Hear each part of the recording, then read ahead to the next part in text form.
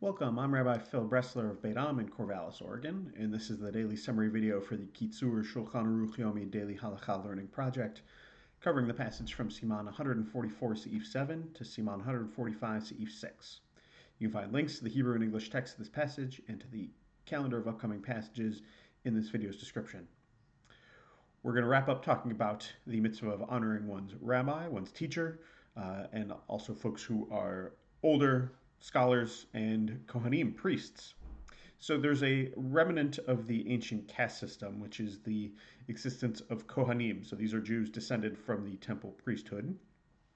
Even though no temple stands today, Kohanim have had some recognized status over the last 2,000 years.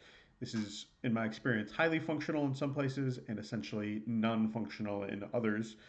So all else being equal, which is mainly in terms of their level of scholarship, a Kohen gets precedence over other Jews, who are referred to here as Yisrael, in matters of ritual. So they are called for the first Aliyah in a Torah service. They're the default person to lead Hamotzi, blessing over bread before you eat, or Birkat Hamazon, the blessing after eating. Kitzur also suggests some other ways a Kohen is given precedence that, at least to my mind, stray from the matters being matters of ritual exclusively. Kitzur says they should be the first to speak at public gatherings, the first to expound on a section of Torah, give the drash, in other words, first to speak in group study, like in a yeshiva, and get the choice portion at a communal meal. I gotta say, in year 5782, these feel pretty counter to accepted norms to my mind.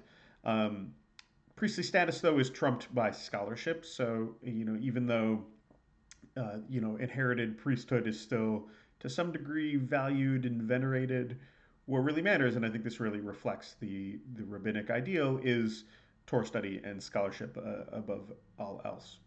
If no Kohen is present, a Levi, that's a non-priest from the priestly tribe of Levi, is afforded the above listed honors.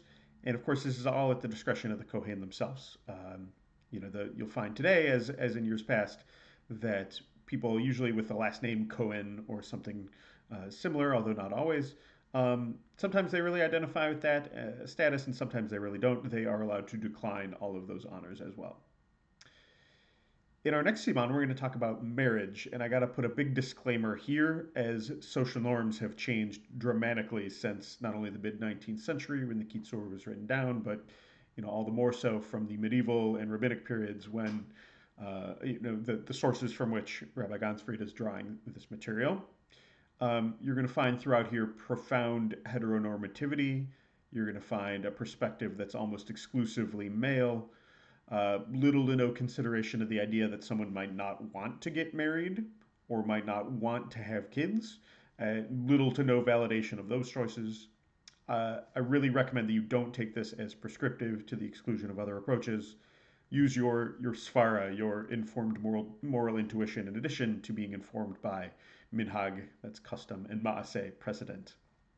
So a lot of what follows here in the Siman is flowing from a rabbinic understanding of Genesis chapter 1, verse 28, which says that God said to the first human beings, "Pru urvu," so be fruitful and multiply, is how that's translated. Fill the earth and master it. So this is understood to mean that there is a positive mitzvah, a positive religious obligation to procreate, which leads to sort of definition of the essential purpose of marriage, which is to facilitate procreation. Love is really not a factor. Again, our norms today are different. Whereas mitzvot generally become obligatory at age 13, Peru Urvu is only obligatory from age 18 onward. Kitzur says for that reason, basically, get married by age 20 so that you can do this mitzvah. The only reason not to marry is if you're so deep in Torah learning that it's going to be a disruption for you. I assume this had to have been an out for many a gay man for many years. The secondary purpose of marriage, though, is also to manage a man's yetzers, here translated as lustful desire. Again, we know this isn't actually how men work. There are many, many social factors involved that normalize male violence, male domineering sexuality, not just their innate nature. A little bit more on Pru Urvu before discussing marriage itself. At what point is the mitzvah fulfilled? So like, what's the minimum amount of multiplying that you are supposed to do? Note this is not the only opinion about this. The Talmud definitely has more opinions, but the Kitzur is just summarizing the digested version of it's sort of the digest of what's in Talmud. So the opinion here is that you've got to have a son and a daughter. So say you have 10 sons and no daughters, or 10 daughters and no son, you still are not yotzei. You still haven't fulfilled your mitzvah of puru. Also implicit here is that your procreation enables the viability of a generation beyond your children. In other words, grandchildren. So if your son or daughter is infertile and can't have children, you are not yotzei. You are not done procreating. If your son or daughter dies before having their own children, you are not yotzei. This might be discernible, but even if it's not explicit in the Kitzur, should note that Pru Urvu only technically is obligatory for men. And actually, I think that's mentioned further down the page as well. Does this mean you have to stay married after that? Like once you've fulfilled your mitzvah, like is marriage, no longer purposeful? No, you're supposed to be married regardless, and ideally in a position to continue making children beyond those first two.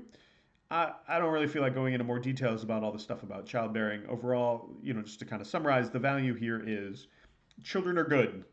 Judaism is pro-children, and propagating is part of how we fulfill our mission. To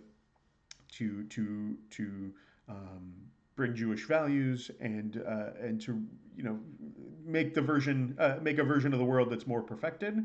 We need to continue to make people who are committed to that mission. That's basically the essential idea.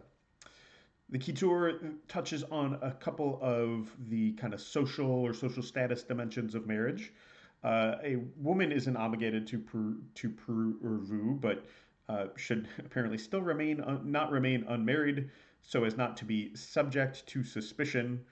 Here's again the heteronormativity, and I'll call it like I see it here too, the homophobia involved in this. The person you marry should be from a respectable family, and a commendable partner should also have three traits, which are that they should be modest, compassionate, and kind.